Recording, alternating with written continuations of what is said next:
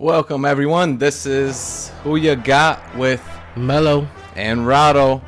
This is the sports podcast where we talk about matchups, stats, your favorite sports news, and your favorite sports debates. And, you know, the last few episodes, we've been going over some NBA stuff, and we're going to keep going with it. Mello, you been watching the playoffs going on? Of course. First round's been crazy. We got a lot of good games. So today we got a couple updates of the playoffs, of course. And we actually got something a little different. A first series we wanted to start giving out some content on some good debates and some good ideas of who we think is some best teams, obviously, and stuff like that. So definitely like that. Yeah. Definitely. So you want to just start going over and what we got? All right, yeah. I mean, these playoff games have been crazy. I've been watching them, and like they've been so exciting. Seriously, like a lot of these series, like we've been talking about in the past episode, you know, that they've been close. A lot of these series, so we definitely get into it. You know, let's go ahead and get into that. Why not? Definitely. So first off, I'm definitely gonna talk about my boys. We got the Celtics and Nets. Definitely down in the series. I still think the series is gonna go the same way, but we definitely putting up a fight, and I for sure love that. 50 piece by Tatum. Obviously got his average up to 26. He wasn't doing too hot before that third game. You know, Smart's been shooting the lights out, averaging 20. Kemba Walker's not too good, but he got his stats up there, was 14, you know. Obviously, we got the three-headed monster over there. 32 with KD, 18 with Kai, not playing too good, but 26 for Harden. So when you got those three, one of them could have an off night. Two of them are still going to give you good buckets. So it's definitely a tough series right there. What about you? How you feel about that series so far? They're so tough this year. I mean, the Celtics play great in Game 3. Game 3, for sure. And, you know, I'm going to give them some credit even in Game 1. They played some good defense. They obviously couldn't score as much. But, you know, the top scorer was Marcus Smart in the first few games. And now Jason Tatum stepped it up in the third game. He took that team. He had that 50 spot. That was incredible. Yeah, now before that, he was a third scorer. And they were playing great defense on them as well. You know, Brooklyn usually scores over 120, you know, in the regular season and in playoffs. So you got to really play tough defense to make them score under that, and they did. And you know, this game they were able to do it. But I just see like Brooklyn is, you know, too much for them.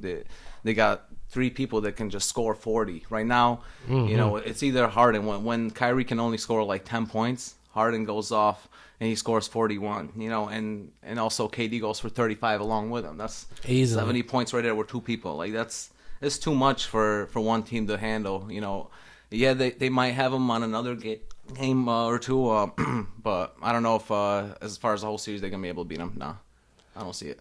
Yeah, I definitely give him one more game, but I think it's going to be a 4-2 series for sure. What about you? I still got my prediction from last week. I still got it a 4-2 series. I got Boston winning one more game.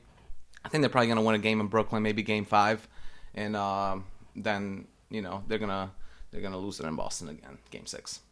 Nice. Yeah, that's a good series though. You know, I've been very interested to see what Jason Tatum's gonna be able to do by himself though without Jaylen Brown. So that was a crazy interesting series to watch so far. Why don't we go? Let's talk about another series that's been interesting to watch right now. Yeah, next we got the Blazers and Nuggets. I personally thought that game or that series was going to go 7 games, and it's definitely looking like it. You know, Joker out there, MVP candidate out there, 36 points per game.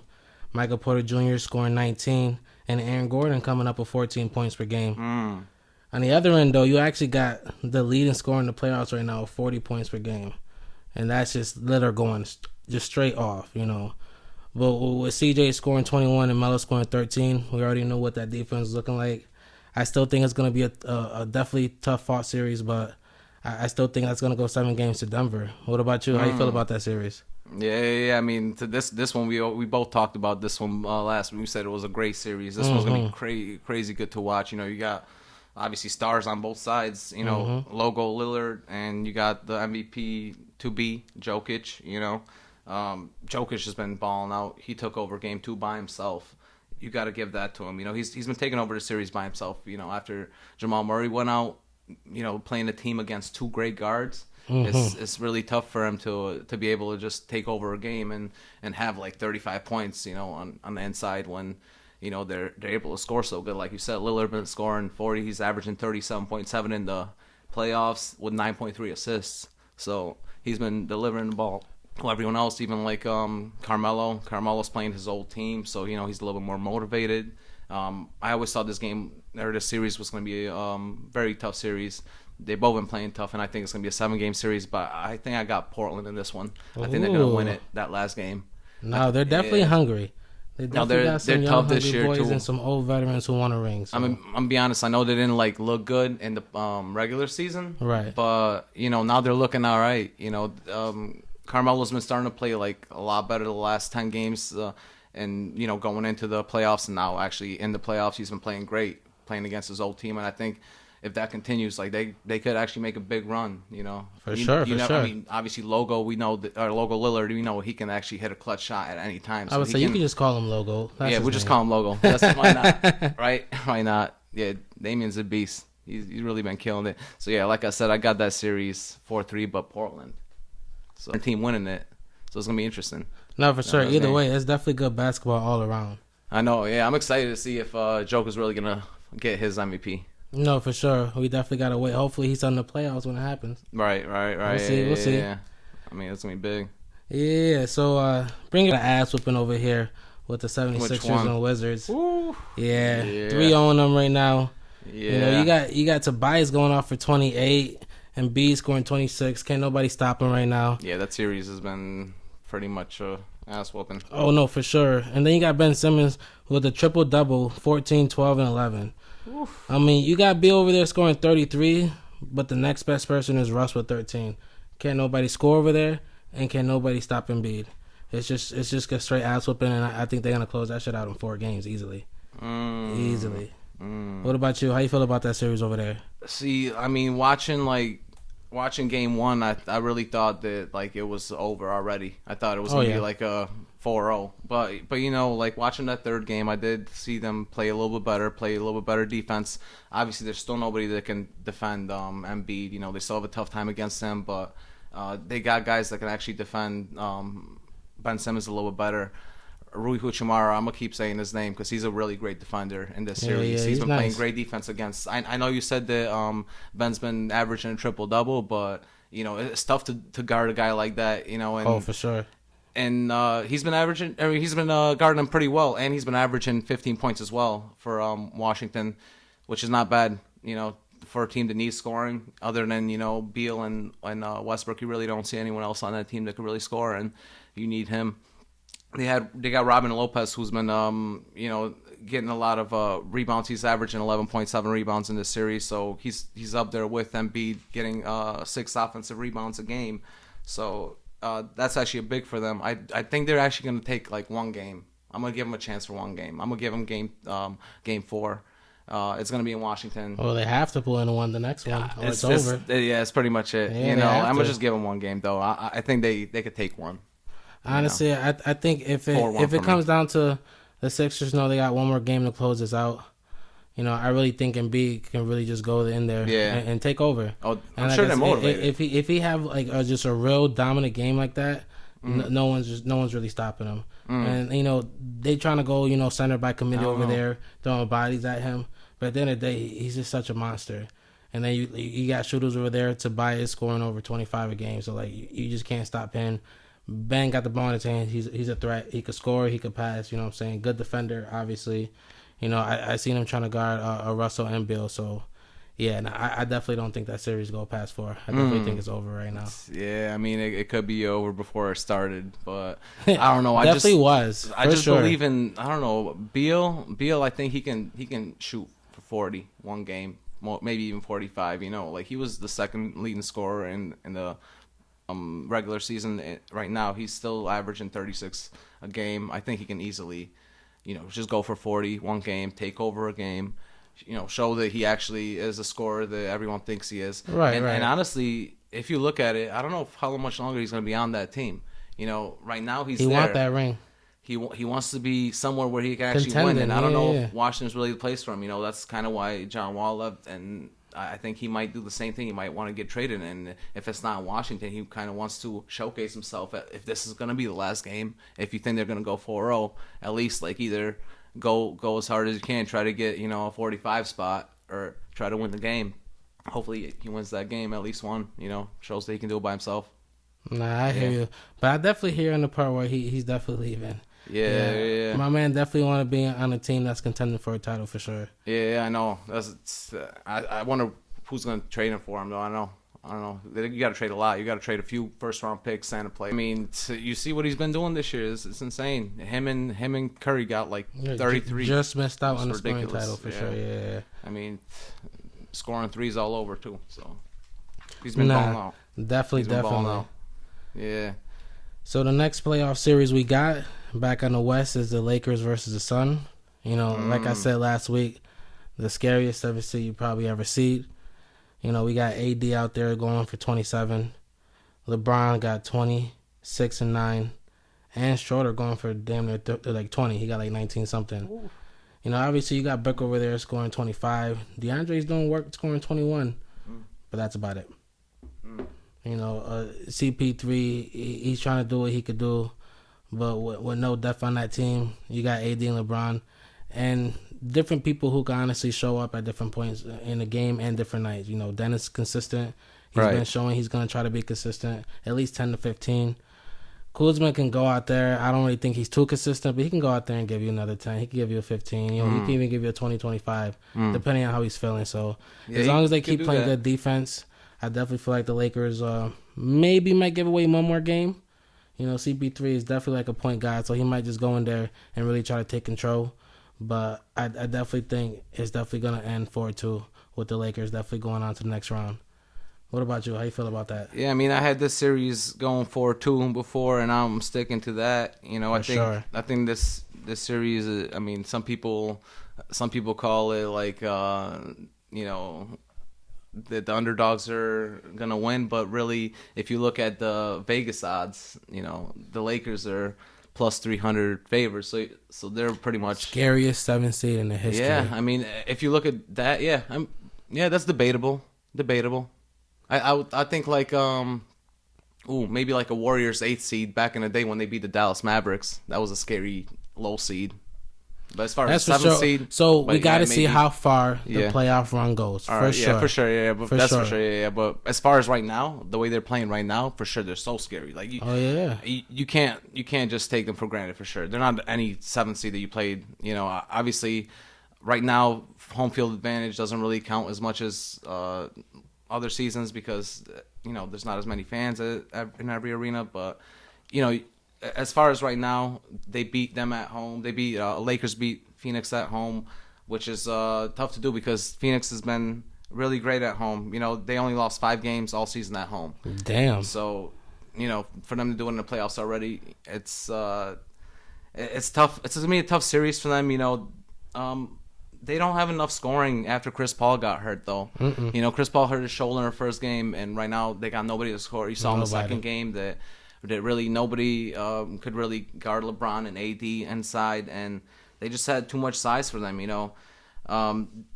Drummond and AD both had over 10 rebounds. They both had over 12 rebounds actually in the third game, and that was a big thing for them. They out rebounded them by 20 rebounds, which is that's how you win a game. You get those offensive rebounds, you put the ball back in the hoop, and you just win it like that with your bigs. And you just see that if you can't score on the Lakers as far as getting those threes, then it's tough to beat them. You can't really go inside as much. You really got to be able to score. And I really thought that the Suns were going to be able to be that team that can, score with Chris Paul, with Booker, with Miles Bridges. But as far as right now, nobody's really been able to hit their shots. Like I said, after Chris Paul got hurt in the first game, it looked interesting. But after that, it was pretty much over for me. So I still got a 4-2, the Lakers winning. Maybe Suns win one more game, but I think the Lakers are going to win this. Yeah, like I said, if CP could come back, they might win one more game. But either way, the Lakers as a 7th seed, like that's an uphill battle. They're not going to have home crazy, seed at all. No, not at all. I mean, if you look at other series, which we're going to be talking about later, like you never know, the lower seeds might actually, win. So will they really need it? That's the question. They got 1 seed under them. this season is very weird. So you never know who you never know if the favorites are really going to win. If home field advantage really means as much as it does in other seasons. Just like last season when obviously Miami just went through everyone and nobody really thought about it. And obviously that was in a different place. That was in Orlando. It was in the bubble. Nobody really had home field advantage then. Right. I still feel like it's a little bit similar where when you don't have fans, you don't have as much momentum going either way for the teams. Basketball has always been a game of runs to me. Like you get a run of 10 points, 15 points, and then another team gets that run of 15 points, and that's the way it works. And with the fan advantage, you get a lot more momentum. But right now, for sure. Right now, it's just not happening as much. So it's tough to judge the favorites against the lower teams, No, I definitely hear that. Either way, that West is definitely going to be a freaking battle. Yeah. I mean, that's what I think too. That's why I don't think I have any game in the West a sweep. I mean, I know that right now, one game is looking like might be, but I don't know if that's going to be it. We'll talk about that. Right now, I definitely hear you. Obviously, we're going to bring it right back over to the East. We got the Hawks and great basketball over there. Oof, that's probably my favorite first round series to watch. Oh, yeah. Like, seriously, that's a great series to watch. I felt like that was the most evenly matched series. Nick took the game series in the regular season, but less than, I think, 5 points for each win. So it was definitely close. Right now you got D-Rose scoring almost 23. Really, they had to put him in the starting lineup because they just, with everyone doubling Randall, they have to find someone else to score and have some good offensive mind out there. Burks is 19, Randall's 15. Like I said, they're doubling him, trying to get him ineffective, really putting that defense on him. And then pretty much RJ's only giving up 13. But with Trey giving up 28, Bogdan scoring 18, definitely some shooting. You can't leave him alone. And Clint Capella and Collins coming off that script. Right. So right now the Hawks got that series. I said Knicks in 7, and I'm gonna stick to it for one more game. The Hawks were up 2-1 in the series. They got one more game in the A. But I gotta see how the Knicks react to someone else got to step up. Right. Besides Randall and Rose. Someone else has to step up. Right. Because they're going to keep doubling Randall, and Rose can't do it all by himself. So if I could see one more game, see how they react. If they go down 3-1 back to New York, I'll definitely give the series to the Hawks. To the Hawks, right. Yeah. But if they could even up the series, and now it's best out of 3, like I said, it's all about a game, like you said, it's all about a game of runs. I mean, it is. So someone else got to step up. If they can start playing some real good basketball, then we got a good series. It's going to go 7 games. Yeah. But yeah, so right now, I'll definitely keep with the Knicks in 4-3, 7-game series, but I think the Knicks can pull it out. Okay, I'm going to have to agree with you right there. Yeah, for sure. I mean, Nice. I like this series a lot, and I think it's going to go 7 games as well. I'm going to just throw it out there. I think the Knicks are going to win, 7 games. But, this is why I think it's going to be a tough series. Right now they're in Atlanta. Atlanta is already up, and they got another game 4 in Atlanta. Right. It's going to be a tough game. I think the Knicks need to win that game in order to win the series. They need to even sure. it up. It's got to be 2-2 to go back in New York. They got to be able to, play a lot tougher defense because they've been letting Trae Young score 35 points on him.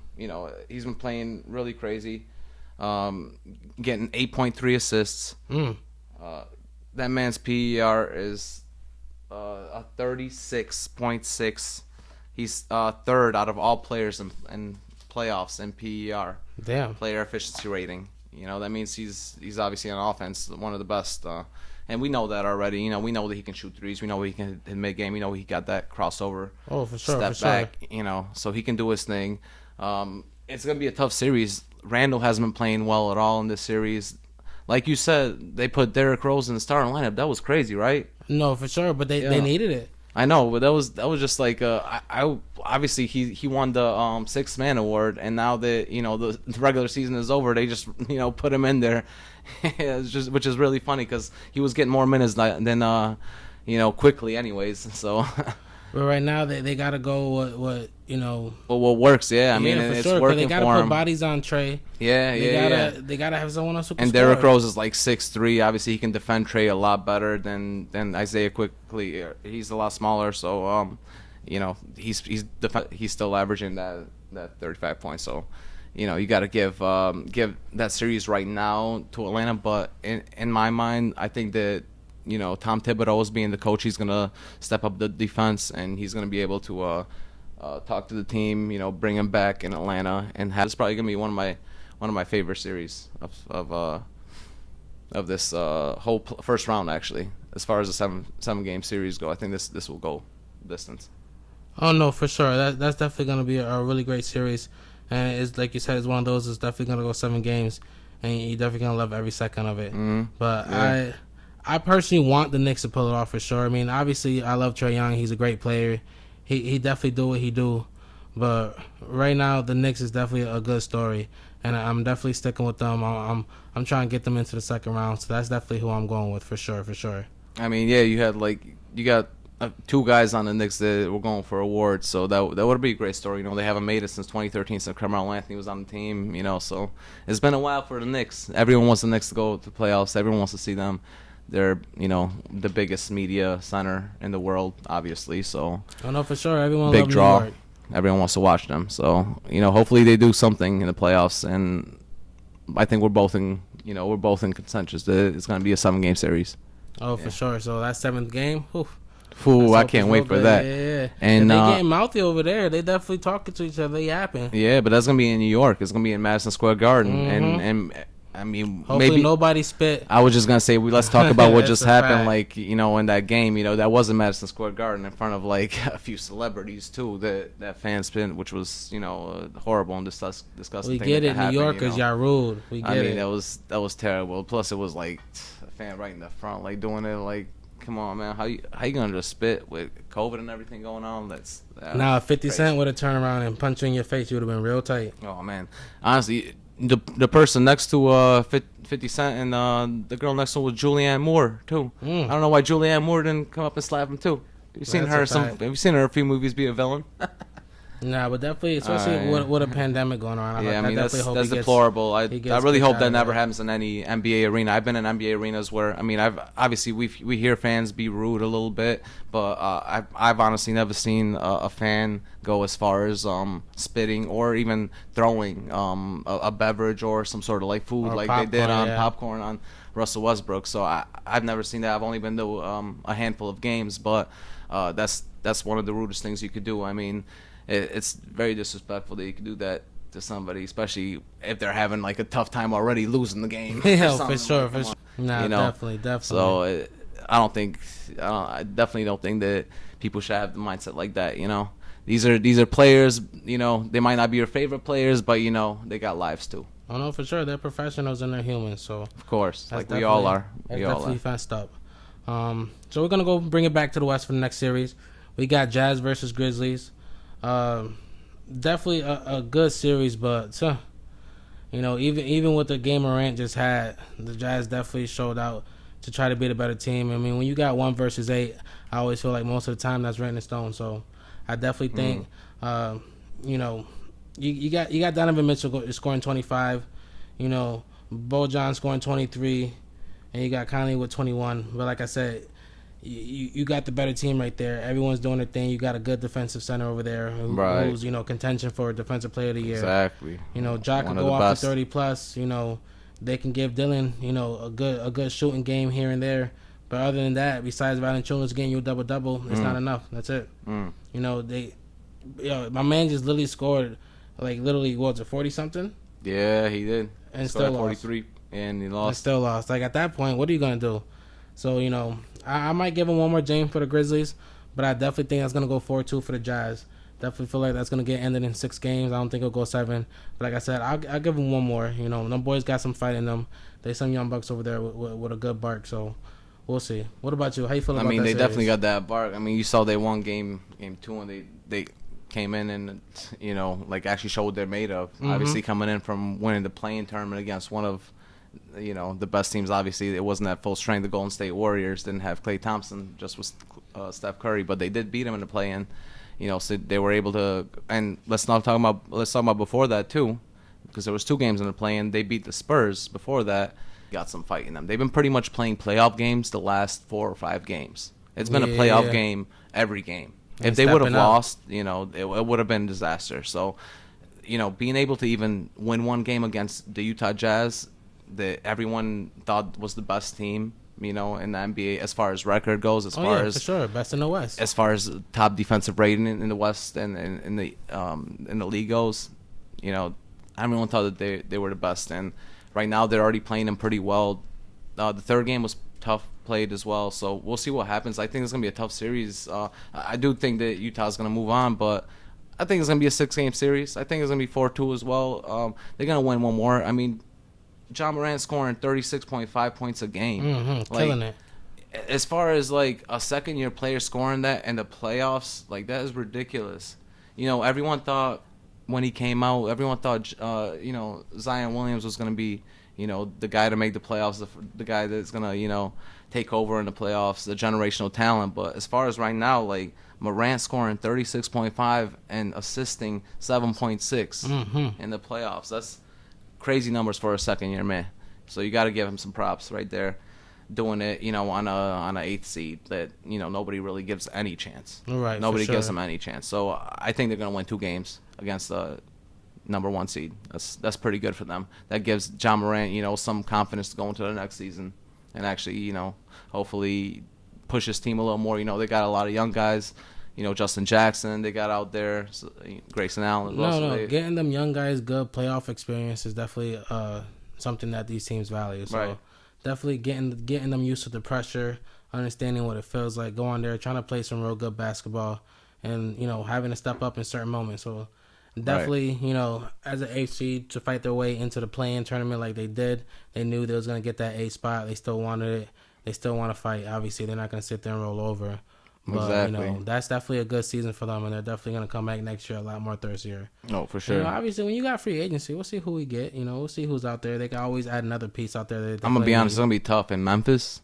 Getting a free agent go to Memphis. But, I mean, now you got Morant, you got Justin Jackson, you got a lot of pieces there. You do. That's what I'm saying. They just need probably 1 or 2 more. They do need, at least one piece. 2. I mean, imagine if they had somebody like Bradley Beal or C.J. McCollum in there.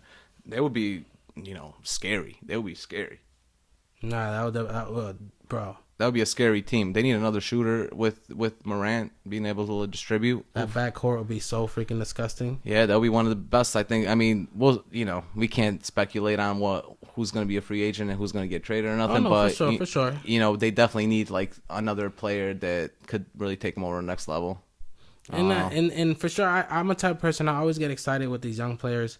In the first few years, in them off seasons, like they into the game, get a little more. Me and you was having this conversation earlier. Not all NBA players necessarily have to be ready to come in there and just be dropping buckets. Right. They're gonna have certain skills. They have the athleticism. They have the body type, and they just gotta learn to grow. They're gonna get better at the game, add certain tools. So that I definitely love seeing young players grow, and I think the Grizzlies are hungry when it comes to the young Bucks, and they're definitely going to keep doing what they definitely do. See, with most franchises, it's tough, though, to let those players just develop, though.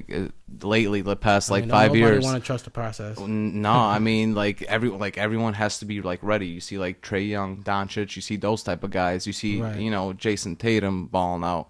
And then, you see how young they are, and then you think that every guy is going to be like him. But you don't give them time to actually develop. You don't actually do the player development. Let them actually, go into fitness, go to the gym, do their workouts, start learning playbooks. Actually get into the season, because obviously most college seasons are around 30 games.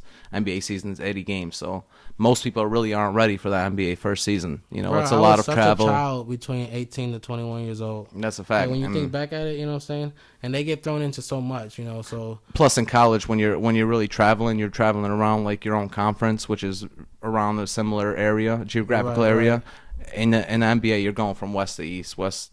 It's a lot quickly. On the mind, on the body, your family, your friends. So yeah, so they definitely, they're professionals. They go out there, they do their thing, and these young Bucks are definitely gonna come out next year and moving. But they're definitely done this year. Yeah, yeah. I mean, I see it too. 4-2 as well. Yeah. So one of the last series we got in the East, it is the last series, is Heat versus Bucks. Like I said, I felt like I knew who was coming out that series, but I did not expect this ass whooping that they're getting right now. I mean, not when you saw the Heat last year being in the finals. No, I knew they weren't getting back, and I knew better team. I don't think nobody thought they were getting back, but no, everyone thought they were going to be a better team than they were. Oof. Yeah, like come on, bro. You got Jimmy scoring 15 on the average and Dragic scoring 17. Who else is doing anything? Like, Jimmy got to step up. I understand you trying to get people involved. Like, you that type of guy. Get assists, do your thing. But you got to take over. There's no one else who can do it. Bam Last time Jimmy scored 15, Derrick Rose was MVP. Yeah, I would say Bam cannot go in there and score against them big men. Not them trees over there in Milwaukee. Huh. They got some big guys out there. They you got some sturdy Lopez, boys down there. Obviously, Antetokounmpo. Yeah, Giannis over there scoring 25 a game. Middleton got 22, and then you got Forbes shooting 47% from the three, just basically killing the first threes. Yeah, he's been hitting. So they're a problem out there. Like I said, lethal shooting, good defensive team. I really think they're gonna same thing. They're gonna get one more game, and it's gonna be over 4-0. I think it's written in stone. I think that series is definitely just definitely over. Yeah, man, that's crazy. Like that series, before the first round, I really thought this was going to be a tougher series. I had Miami winning at least 2 games in this series before the series ever started. Right. In the regular season, Jimmy was shooting like 23 points a game. I thought he was going to do a lot better. And the Bucks were playing tough this season, and they did have those big boys down low. Right. Bam obviously didn't take a step up, and Hero didn't take a step up this year. But guys like Duncan Robinson were, shooting the three a little bit better, and towards the end of the season, Dragic was starting to play a little bit better as well. So I really started to give them more of a chance. They moved up to that 6th spot for a reason. They could have been in the play-in as well, but they were able to move in and be like 3 games over the 7th spot. So I think they just started not playing great on defense. In the first 2 games, they couldn't stop him on the inside. Obviously, Giannis does what he does on the inside. Right. He never stops what he does. He's a beast. Stop him. Nah, but you see what Lopez is doing, and Lopez is getting good minutes for him too. Brook Lopez has been balling out. He's getting pretty much a double as well. So you got to give him some credit for doing what he's doing. Middleton is scoring 39% from 3-point range, so he's scoring great as well. Shooting out there, they're shooting shooters. a lot of threes. They're shooting a lot of threes, and right now they're averaging 117 for the whole series. It's been 3 games. 117 is a pretty good average to have. I mean, you can't keep one body in front of Giannis when he's going to the rim. Nah, you need at least 2 big bodies. No such thing. No, and you need big bodies too. But I don't think you're gonna have that. So how can you really stop that man? He's been balling the fuck out for the last 3-4 years. No, for sure. That man's been doing his thing. But yeah, honestly, like you said, this series I think it's over. I think this series is gonna be the only sweep of the whole first round. I call this a sweep, and I think it's Miami. I'm sorry, Miami losing it. Yeah, not Miami winning it. Miami losing it to Milwaukee. No, for sure. That's definitely what I think. Definitely. Right. Yeah, I mean, it's weird because I really thought Miami was going to do a little better before. But, I mean, seeing them now, it's over for them. They're, demoralized. No, for sure, for sure. Yeah. So, the last series we got is Clips versus Mavs. Yeah, this series has been crazy. Now, This is the series I really wanted to talk about because, what's been going on in this series?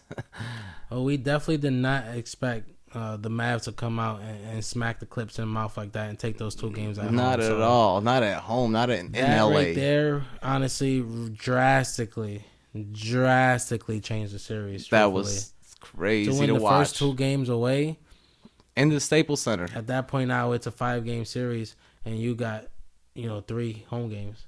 You got to win 3 out of 5. Or 4 out of 5. Right. You got to win 4 out of 5. You're down 2-0. You got to win 4 out of 5. So at that point, the odds just don't even match up good at all for them.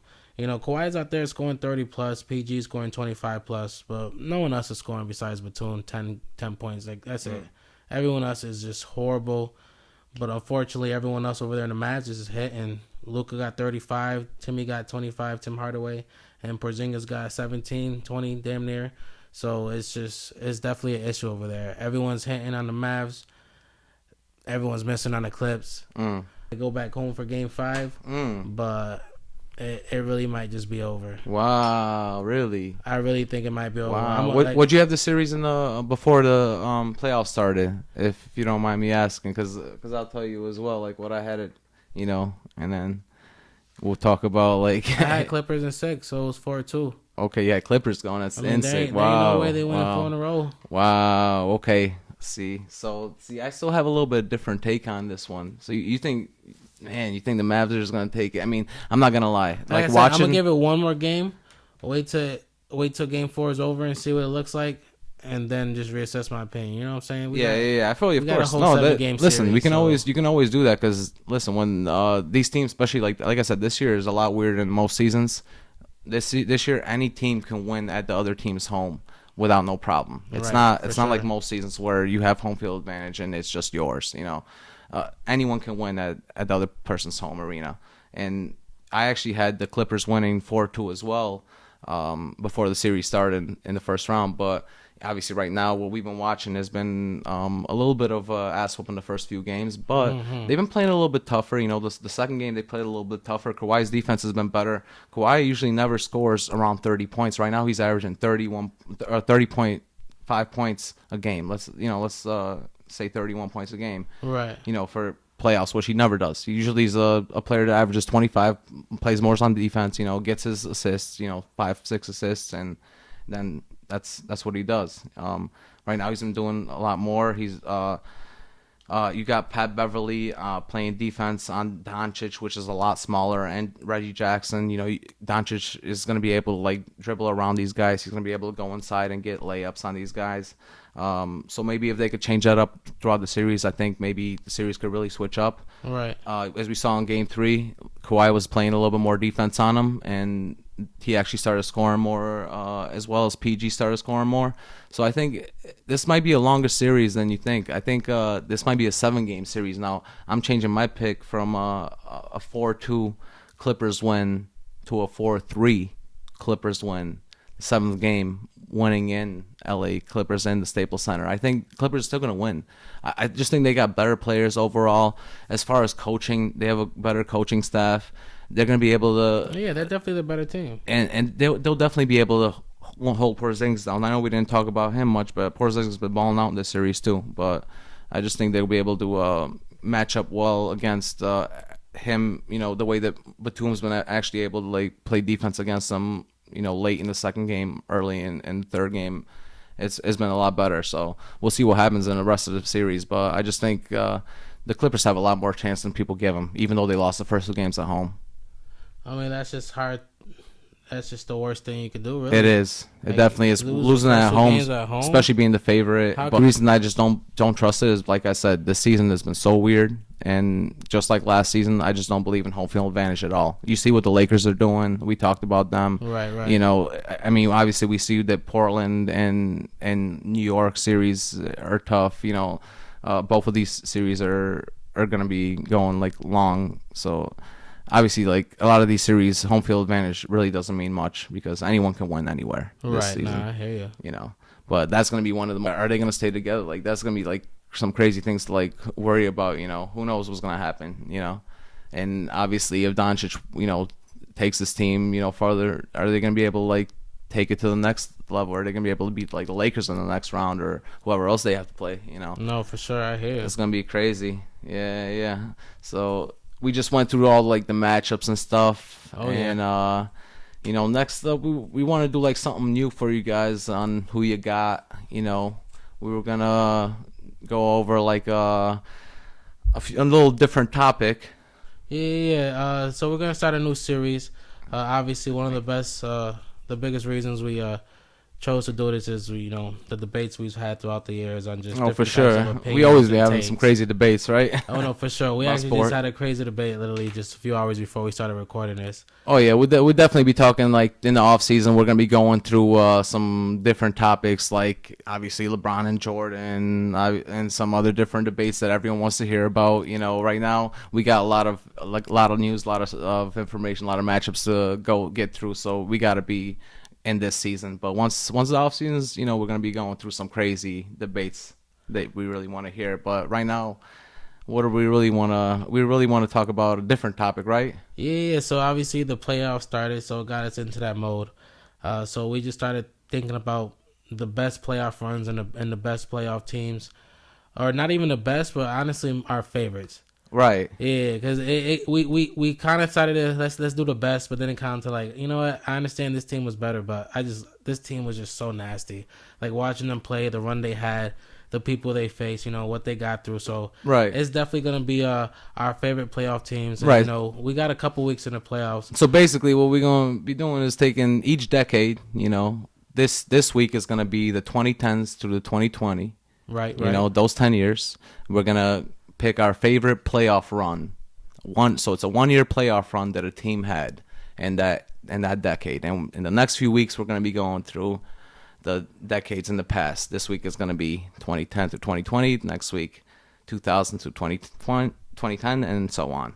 So this week we wanted to go into who I think my favorite playoff run was. Mello, you got an idea who yours is? I mean, I think I got an idea of who I was gonna pick. I've been debating on my pick for a while. You think you got your? It took a lot of thinking, but I definitely got mine. I honestly, decided to change it like 3 times, but it was a tricky decision. But honestly, I want to hear yours first. Why don't you tell us? Oh yeah, for sure. Yeah. So like you said, I was actually debating through 2 different teams, and I'll talk about the other team later. But the team that I actually decided going with in this decade, or 2010 through 2020, one team was the Spurs in 2014. Ooh. So the 2014 Spurs, we're going to talk about this playoff run that they had. Obviously, this is the team that was with Parker, Ginobili, Tim Duncan, and a young Kawhi Leonard, a very young Kawhi Leonard. And let's just talk about their whole run through the finals. They didn't just have to have a difficult finals fight. They actually had to have a tough run into the finals. And this is why I think that they're one of the greatest playoff runs. Because not every playoff run has to be a 16-0 run where you just go through everybody and you just beat them right away, Oh, for sure. This one was actually really tough because they played some really tough teams. The first round, they played the Dallas Mavericks, with Dirk Nowitzki pretty much still in his prime, late in his prime. Doing his thing. They had Monte Ellis scoring 22 points a game on the squad, and they had Vince Carter scoring another 13 points. So he was still doing his thing. Obviously the Spurs still had their guys, but during that series, Duncan against Nowitzki, Duncan had 20 points, and Nowitzki only had averaged 16 points a game, when Nowitzki usually averages 21, Right. throughout his career as well. And that was a tough series. They played him 4-3 in that series. It was a 7-game series. It was very tough. And it was tough because, Nowitzki and the next year after that, it was pretty much his final year. So Carter obviously moved on. They pretty much released the whole team after that. Monte Ellis moved on. Right, they pretty much had to rebuild after this. This was their one chance, Dallas, to actually do something in the playoffs, and they couldn't do it against the Spurs. And the Spurs actually took them over. And once they took them over, they went on to the next series, which they played the Blazers. Now, in 2014, let's talk about the Blazers. A lot of people don't know. They were young. They had some young players that were amazing. Remember, let's talk about these names. C.J. McCollum. Let's talk about this name. Damian Lillard. Like, this man might have been young, but this man was scoring 20.7 points a game in that series. C.J. McCollum was scoring 9.3. They had guys like Robin Lopez scoring 11 points, Wesley Matthews scoring 16, Nicholas Batum scoring 13, and obviously their star at that point was LaMarcus Aldridge scoring 23. He was matching up really good against Tim Duncan. That was what you thought would be a tough series against Tim Duncan, because that's the biggest matchup against him. Right. Obviously, later after that, LaMarcus Aldridge moved on to the Spurs, but the Spurs actually took over that series, and they beat him 4-1. Obviously, it was a young Lillard and a young McCollum, but just to beat that team, Aldridge, Batum, Wesley Matthews, McCollum, Lillard, that starting lineup is ridiculous. And Oh, just to yeah. be able to beat them 4-1, to be able to scrape them was crazy for the Spurs to do.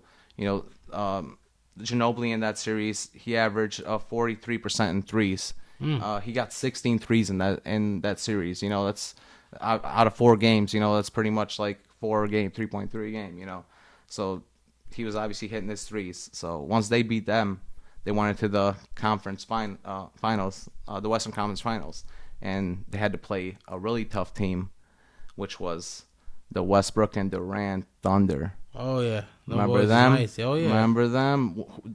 Who we thought that they were actually going to win a finals, didn't we? Like at one point, like around like the 2015, 2014, 2013 season, everyone thought that Durant and Westbrook was always going to come together and win that title. Like everyone thought they had that. a good playoff run for a few years. Did, but the team that stopped them and didn't even give them a chance was the Spurs. The Spurs took them only 6 games. That's all they needed, 6 games. Durant was averaging 32 in that series. Westbrook was averaging 21. They had Reggie Jackson on the squad, averaging 13. They had Ibaka averaging 13. Ibaka was averaging 2 blocks a game, but that didn't matter because Tim Duncan was averaging 25 in that series. You had Ginobili averaging 17 and Parker averaging like 9 assists a game. Damn. He was distributing like crazy. They had like guys like Tiago Splitter hitting the 3. You know, they were passing it around a lot, and they were able to like shoot the 3 ball a lot during the last 3 series. Even the first, second, and the third round, their 3-point percentage was at 43% for the whole squad. To be at 43%, that's pretty crazy. You know, they had big guys that could shoot a 3. Obviously not Tim Duncan. Tim Duncan's not known to really shoot a 3, but once in a while he would step out, especially late in his career. He would always step out and shoot that 3, like, you know, maybe hit 1 out of every 4. So he was still shooting them. But obviously you had guys like Tiago Splitter as a center that can shoot a 3. Right. And they kind of needed that for the finals because once they beat the Thunder in the Western Conference Finals, they went to the finals, and guess who they played? The Miami Heat. Ooh. And this Miami Heat team was a 2-time back-to-back champion before that. They won the 2012-2013 championship, and they beat the Spurs the year before that in the finals. And this team had Dwayne Wade, LeBron James, Chris Bosh, Ray Allen. Ray Allen was averaging 10, Wade 19, Bosh 16, LeBron 27. On the Spurs, nobody was averaging over 16 points. Not one person. Wow. That's how you know that this team was distributing the ball and everyone really had a chance to score. They had 5 guys over double figures, though. So 5 guys over 11 points. Right, they were sharing the ball. Nobody was scoring over 16, which is pretty crazy. You know, obviously Patty Mills was scoring 3s at that point. Danny Green was scoring 3s. You had Ginobili, you had Parker. That's the reason why they really won that series. They needed 3s. Obviously, you had LeBron, who was trying to be a 3-peat champion. He really wanted that for himself. He wanted to have that like allocate, but they were the ones that were able to stop him, and of course they were mad from the year before. Right. You know, and I just think that whole run that they had, that whole playoff run, was pretty ridiculous. You know, disgusting. They took like some of the greatest teams and some of the greatest players. If you look at the players that are even still in the league today that are great, you know, they took them to a series that they really didn't even match up to them.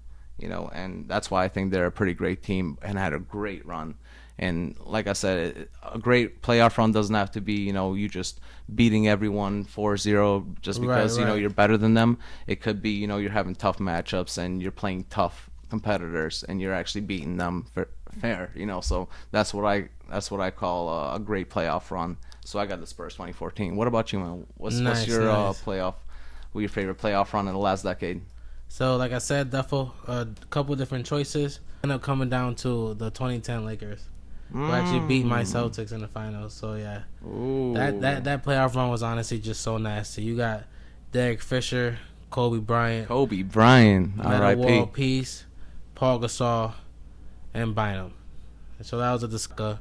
You know, Russ and KD were giving you 20 plus, but 23 points from Kobe, 18 from Gasol. Bynum scored 12, and obviously Fisher giving us 10. You know, and I love that series because, you know, obviously they had Meta War Peace starting. But between Meta War Peace, Lamar Odom, Gasol and Bynum, like a lot of those big men just took turns stepping up the whole playoffs. So that's why it was one of my favorite playoff runs. So once they got over them, they got to some good big men. No, for sure, and coming off the bench as well. Yeah, and that's why one of the things I loved about that team. So the next series, it was actually an ass whooping, a 4-0 sweep over the Jazz. Ooh. I don't know if you remember in 2010 the Jazz had Darren Williams. That was Darren Williams' team. Millsap, C.J. Miles, Wesley Millsap. Matthews, and Boozer. So Boozer too. They had a lot of young boys. A lot of players on that team was scoring over double digits that series. Boozer was a top 10 power forward at that point. Sharing the ball, good offense. But at that point, Kobe Bryant decided to step it up. Like I said, 4-game sweep, and he averaged 32 points a game. Just decided can't nobody stay in front of me. You know what I'm saying? Gasol decided to step it up too. Started scoring 23 points a game per round. And in that one, Fisher had 11, but Metta World Peace took over, instead of Bynum, and he's the one that had, double-digit scoring average for those 4 games. So that was definitely, it wasn't a hard one, but that was just like, it was just good to see them have a good series. OKC go to 6 games, and then just come into the next round and just Kobe just hit another level. Oof. Yeah, he does. He's just fuck it. We going in. We getting over 4 games. We out. Let's Kobe move on. playoff level. Yeah, definitely. Yeah. So then that was a tough team too. I mean, no, and that's to say 4-0, and that wasn't a scrub team. That wasn't a scrub team. No, not at all. Nah, definitely. So then the next round they went on to the Spurs. I'm sorry, not the Spurs, the Suns. 4-2 them. It was Stoudemire, Nash, and Jason Richardson over there. So Stotty was giving you 25 points a game. Nash giving you 17 at least. That was a Nash MVP squad. Yeah. Wasn't it? Yeah.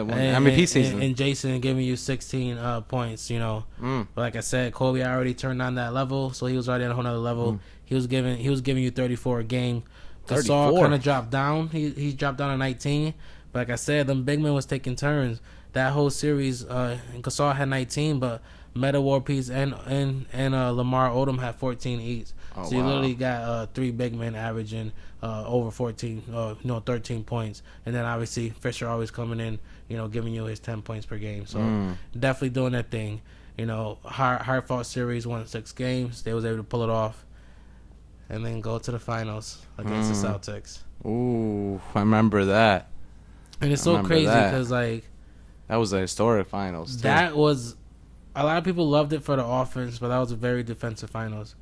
I just basically told you how Kobe went from 23 to 2 to 33 in the first couple rounds. That's crazy. He went to the Celtics series, and it was a 4-3 series they won, but he was the only one really doing work for them. He scored 28, and obviously we had to try to give Pierce that matchup and definitely let him do his thing. Right. That was a matchup everyone wanted to see. Pierce versus Kobe.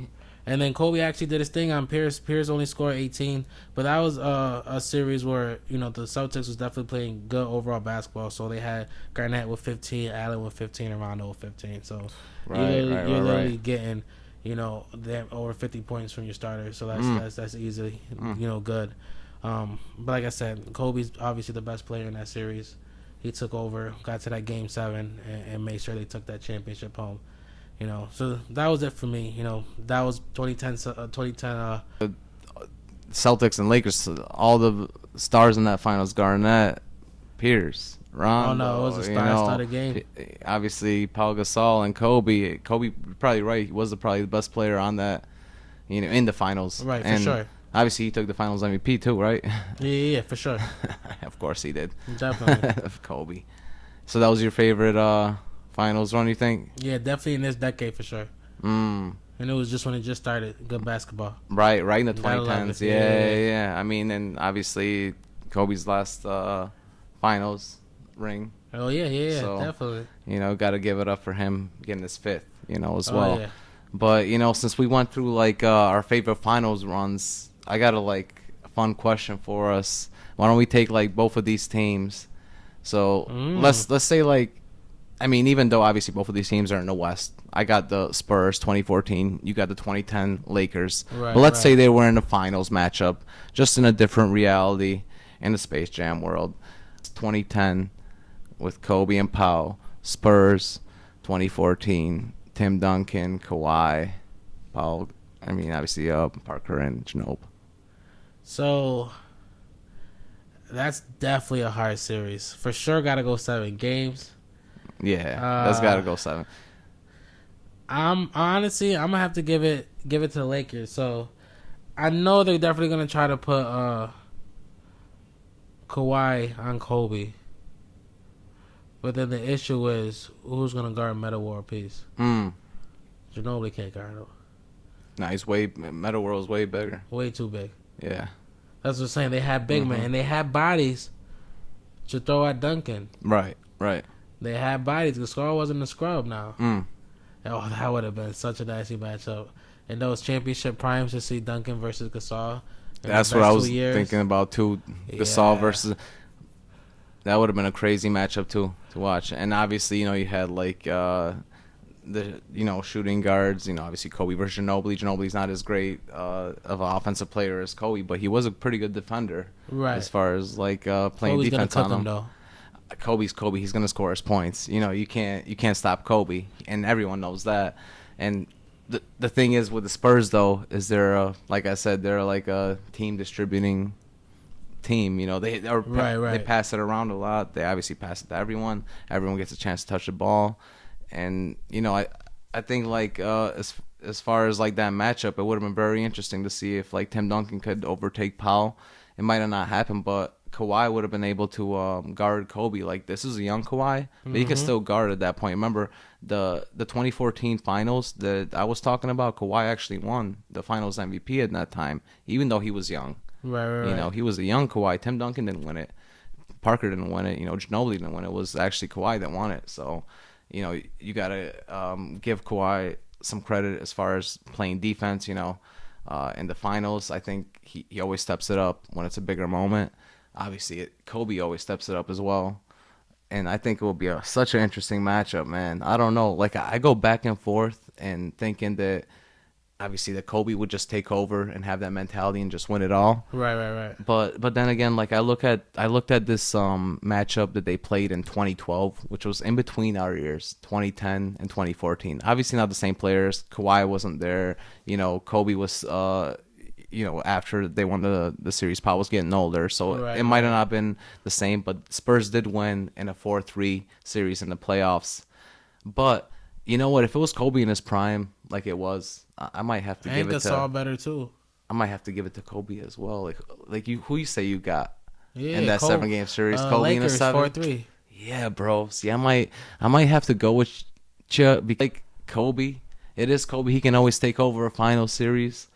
I mean, I think that Spurs team can always just take over because they always play tough. And when they play guys like guys that take over the ball, guys like Durant, guys like Lillard, obviously Vinsky, they're able to like double team them. They're able to put a lot of pressure on them. They're a great defensive team. Remember, they were the best defensive team for 5 years in a row. Oh yeah. Before that, and they're always able to play the best player, the best. But I don't know.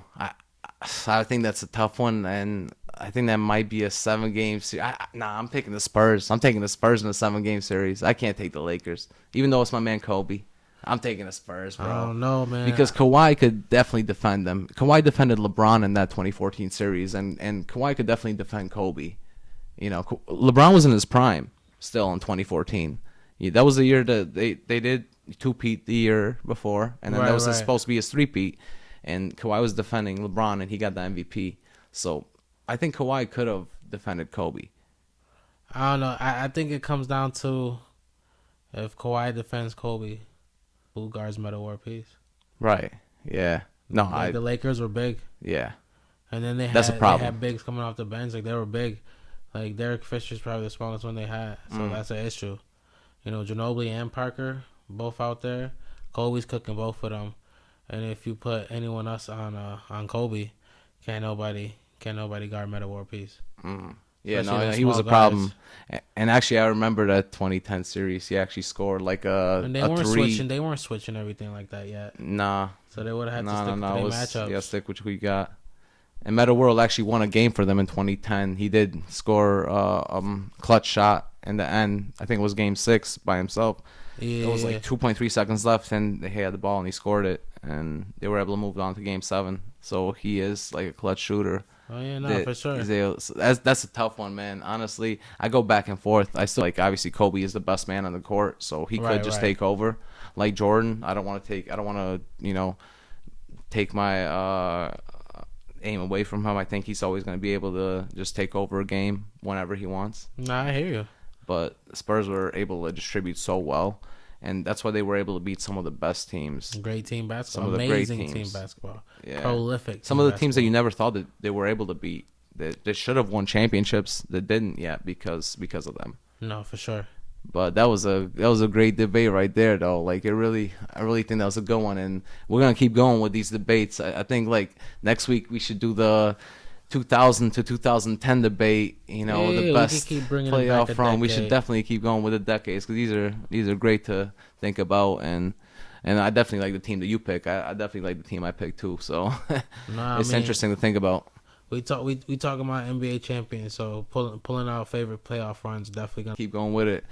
And we definitely gonna, keep talking with some more playoff action that's been going on in the next few episodes. We got teams really trying to make it to the finals, so we'll see who really makes it on to the next round. And after that, next week we should be in the second round for sure. Yep. We'll see really who steps it up. And we want to just thank you guys for subscribing on the podcast and downloading it, and everyone else that hasn't. Please do so. Please follow us, rate us, subscribe. Wherever you find your podcast, follow us on social media. We really appreciate it. Yes, and as always, thank you for listening. We love all our fans, all of our followers. We love the support.